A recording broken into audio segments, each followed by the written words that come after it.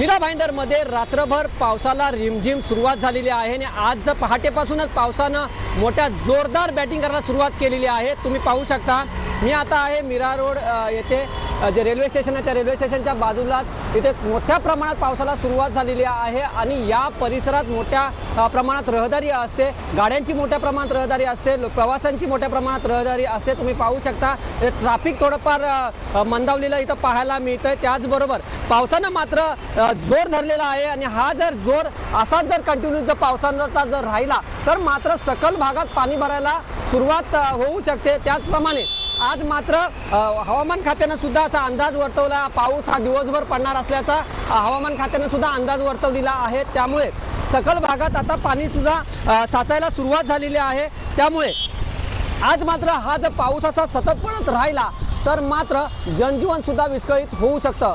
मी वैभव गाग, TV9 Marathi, Mira Bhayandar.